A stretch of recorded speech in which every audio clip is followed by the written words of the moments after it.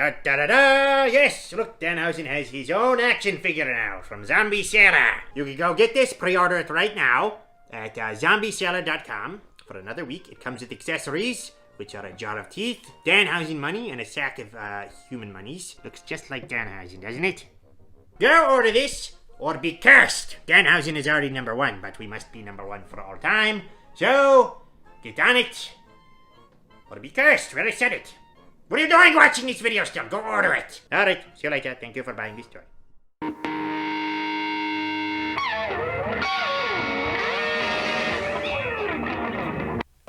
Okay, people, welcome back to another Fwoosh Weekly. As always, I'm Robo, and I had a whole spiel here at the first ready to go about how, the Hasbro Marvel team hasn't announced anything in almost a month. It's crazy. And then there was some new Marvel Legends shown about 30 minutes ago. So, how you guys doing? Doing good? We're out here mid-holidays. Try not to eat too much. I actually made myself sick last week. Eating too much sugar. I guess I'm getting old, you know? Or I don't eat as much sugar as I used to. And it's just kind of... But you don't want to hear about that. What are we going to talk about? Oh, hey. Let's talk about some toys, right? Okay, we're going to do a little bit of backtracking because for the past 2 weeks, I have missed out on talking about the FourHorsemen's new Mythic Legions assortment. And many of you have been kind enough to remind me. In fact, the first week I missed it, I thought, damn, I had those in my notes earlier in the week and then forgot all about it. And then, like I said, the old brain, forgot it the next week too. But here we go. The Poxus assortment seems to be mostly magic-based with some wizards, a witch, genie, dragon, demon, and a horseman of the apocalypse? I would have never put two and two together until somebody mentioned it, that Poxus and Fwoosh, that they represent pestilence. And then that made me think, have the horsemen snuck in other horsemen in the past? Or is this going to be a thing for the future where they start going through each one, just kind of, here you go, maybe, but maybe not. Like I always say, I can't keep track of Mythic Legions. They just hammer away, pow, pow, pow, constantly. I don't know what's reuse, I don't know what's new, so, but this is cool. That's what I'm trying to say. Now, I'm not even going to try to pronounce some of the names in this wave, but it's your standard, take Scrabble tiles, throw them out, pick some letters real quick. Oh, that's good. Now double up on that consonant. Perfect. Just look at the pretty pictures and imagine them bolstering your existing Mythic Legions display. Various sizes, various prices. Although I do think that the Flim and Flayed Man, the Poxus and Fwoosh together for $90 seems like a hell of a deal. These are all up for pre-order on FourHorsemen right now. Link is in the description. Something we have talked about before recently is the Fresh Monkey Fiction Naughty or Nice collection. Basically, a Big Bad Toy Store exclusive line of Santa Clauses, elves, and nutcrackers that works kind of like a crowdfund campaign. Figures don't go into production, and that's the key word right there. A lot of people are going, wait, is this going to make it by Christmas? Not this year. Christmas next year. But they don't go into production until that certain tier is funded, but that's not slowing this thing down at all. All of the Santas are unlocked, including the 2 Krampus variants who look absolutely awesome. All the elves are also ready to go, but the nutcrackers are struggling a bit. But since the last time we talked about these, which was 2 weeks ago, they've added 2 more stretch goals. There is the artist-proof Santa Claus, and there's the Jolly Santa Claus. And the way this is going right now, I don't think these two will have any trouble funding at all. The pre-order window is open until December 31st, so if you're interested in a merry or, well, maybe not so merry Christmas figure assortment for the next holiday season, head over to Big Bad Toy Store. Mezco also got into the spirit with their 1/12 Collective Rumble Society Holiday Gomez. You know the deal here by now. It's Gomez, it's grub. They're packed with theme-specific items. In this case, it's an ugly sweater, green and red accessories galore, great-looking scaled-down clothing items like the puffer jacket, the apron, and a trapper hat, and attitude for days. Even better, this hung around for a day or so, and I always hammer on this. If we were talking about this in 2010, people would have been losing their minds about this being only available for a day or two. But in 2021, that seems like a long time. Oh man, had plenty of time to pre-order that. It was on forever. Well, I say sold out. Last time I looked, it did say waitlist. So if you got the cousin Eddie and want to make an awesome pair for the holiday season, then jump over there. see if you can get the waitlist converted sometime. You know, I did not expect to talk about RoboCop this week. In fact, I wasn't even sure NECA still have the license, but apparently they do. And it makes sense to release 2 more figures given that it's the 35th anniversary. Is that next year? Yeah, 35th anniversary of the first movie. Now, I'm not a RoboCop super fan, but I seem to remember something about Peter Weller's likeness the first go around with these figures. It seems NECA has ironed that out. Or maybe I'm just making all that up. Maybe I'm just bullshitting. Maybe I'm just... bleh. All I know is that this time around, there are Murphy heads with the figures that seem to be re-releases. I've done some comparisons with the older figures. It seems to be the same sculpt, but the paint, especially on the battle-damaged one, is a lot tighter this time. But even on the regular one, I always love that blue tint with a little hint of purple. It just pops it, you know? It could be just a RoboCop, cop that is a robot, but that sets off the design a little. For the ultimate regular RoboCop, there is the unhelmeted Murphy head, a data spike hand, pistol, muzzle flash, and the Cobra assault cannon. That's great for everyone who missed out, but I think the star of the show this time around is the ultimate battle damage version that comes with this big honkin' chair. It's got monitors and moving parts, and it's essentially a complete Dio scene. And there, as far as accessories go, the same as the regular RoboCop, just without the big rifle. The standard RoboCop is $38, the deluxe, and I don't think they actually call it deluxe, but I can't help thinking that because of everything it comes with, and the price of $70. Both should release in April of next year. With more and more factory shots of the Super7 Transformers Wave 1 being shown, it was only a matter of time before Wave 3 was going to get fully revealed. Well, that, and they teased it last week, so we knew it was coming.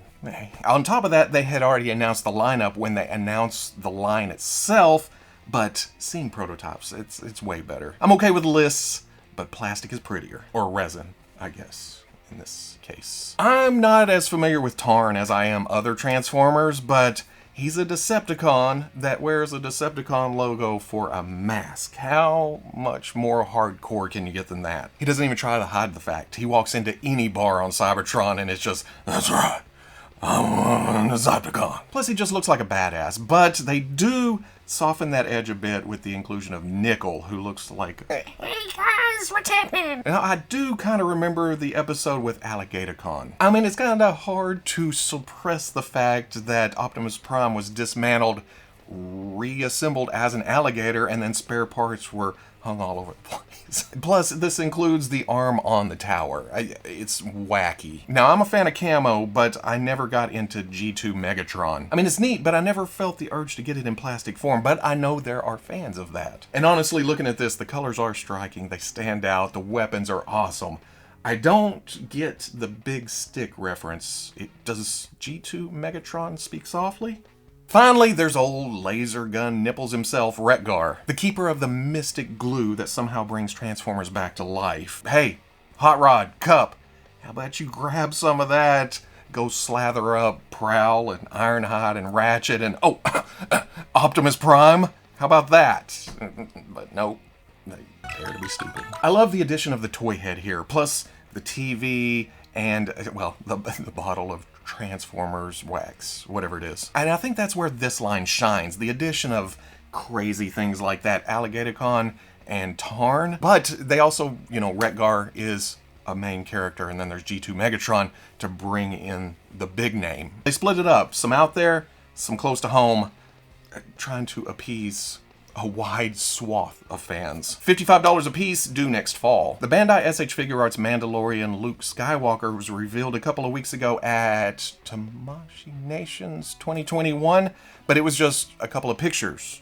Hey, you're gonna get Luke in the future sometime. This week on the Tamashii Cinema site, they posted a Mandalorian specific page with more pictures of Luke, and that was quickly followed by the actual solicitation. And seeing it, there's nothing earth-shatteringly surprising about it. Those first 2 pictures essentially told us everything we needed to know about it. It still throws me off that the body sculpt skews more Return of the Jedi with the textured vest and shirt collar instead of the black prequel Jedi tunic look that Luke actually had in The Mandalorian. At first I thought they had used the base for that original Jedi Luke, but comparing, the wrinkles don't match up. The design is mostly there with the collar and the shirt and the line across the top and the sleeves and the boots, but this is actually a new sculpt. But then the cloak does a lot to hide all that, where all you're seeing is kind of the belt and the hangy downs. Not those hangy downs, the tunic. I'm going to go out on a limb and guess that they actually sculpted this during the hype of season 2 of The Mandalorian,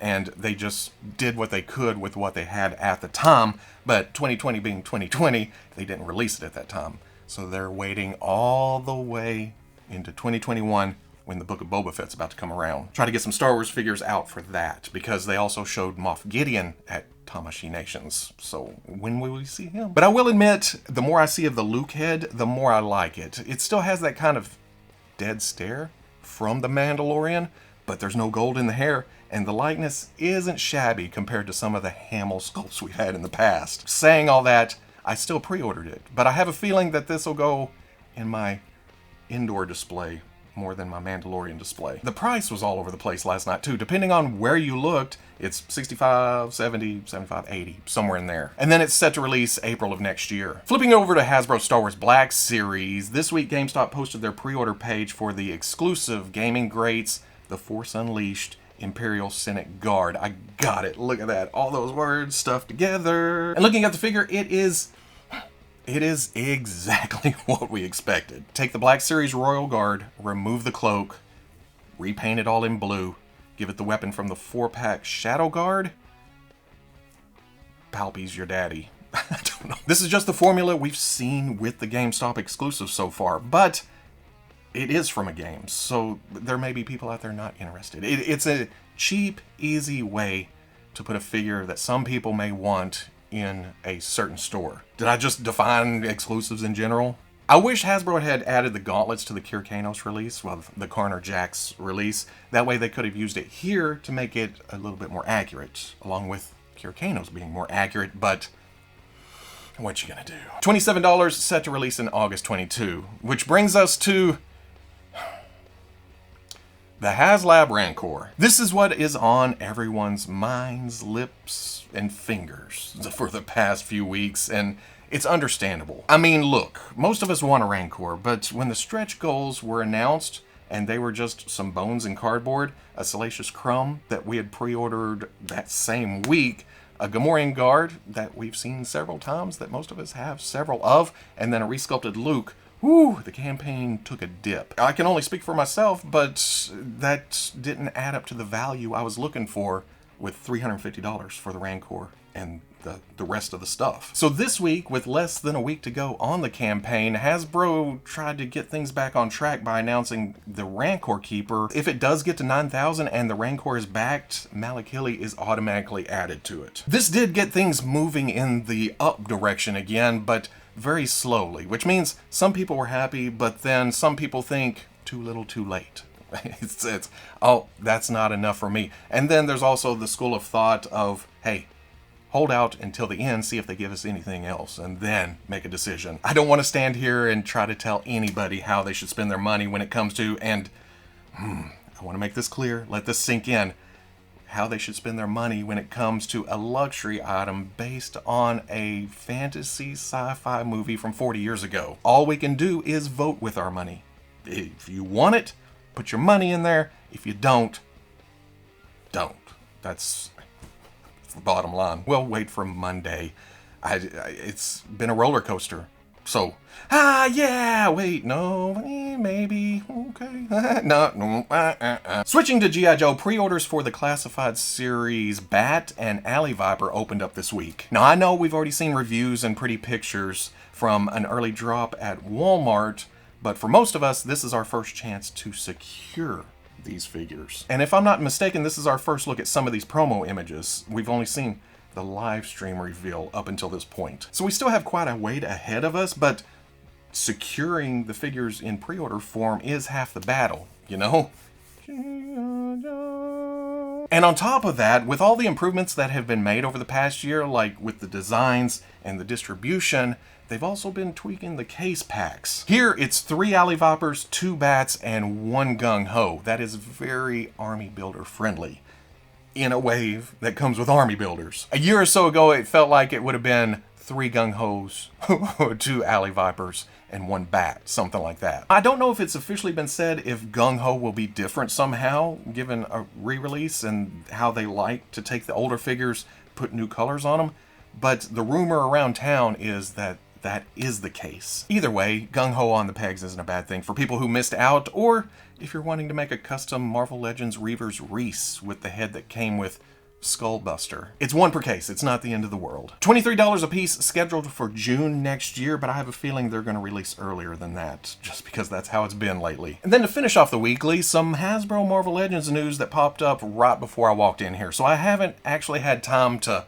fine-tooth comb them, to ruminate. Marvel.com debuted our first looks at the Disney Plus Hawkeye series Clint Barton and Kate Bishop. Now, like a lot of reveals lately, these are digital renders, so they're soft. I don't want to use the word soft.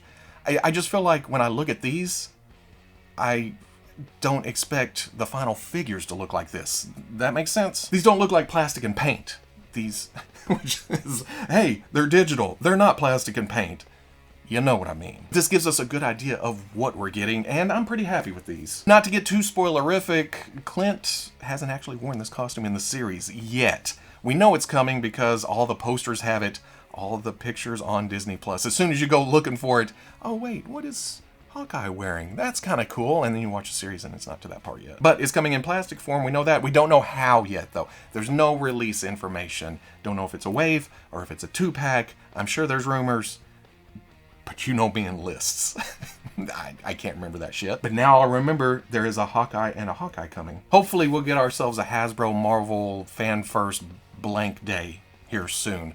Showing this, maybe some other stuff, because it's been a while. And that's it for this week. It's all over the place. If I've missed anything, we'll swing back around next week. Monday Fwoosh Live, next weekly. The next weekly in some cases, who knows. If you want to see any of these pictures up close without me all... What was it? That one figure. I'll be posting all of that, plus links to pre-orders, more information on the on the Fwoosh front page Saturday at noon. But if you don't want to wait that long, or you don't want to click over there, links are all in the description. I have been asked more than a few times over the past few weeks what my thoughts on something like the Rancor are, and then they turn around and say, oh, well, you're stupid.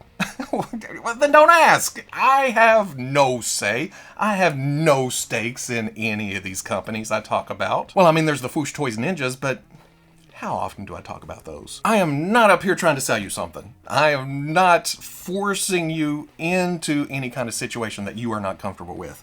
All I'm doing is showing off the pretty pictures and rambling about it, because that's what I enjoy. Once a week, I get up here and get to let the robo out. Is that a good term for it? And it makes me happy that some people enjoy it, but don't listen to my dumb ass when it comes to money spending decisions. All you can do is look at your own wallet, your own surroundings, and how buying any toy is going to affect that balance. Because take it from me, you can get yourself in trouble. And that's me being completely honest. There's been a couple of times that I thought, oh, I need to back off a little bit. Why do I keep getting serious at the end of these things? It's I guess that's the holiday season has me in a mood. But if you enjoyed this Fwoosh Weekly, comment, like, subscribe. Much love to the plus. If you're interested in seeing videos early or in a position to help out the channel, patreon.com. But wherever you may be watching this, I'll always catch you on the Fwoosh. Christmas with the Joker? Yeah, why not? All right. It's a good episode. This is the first one Danhausen ever bought. Fun fact.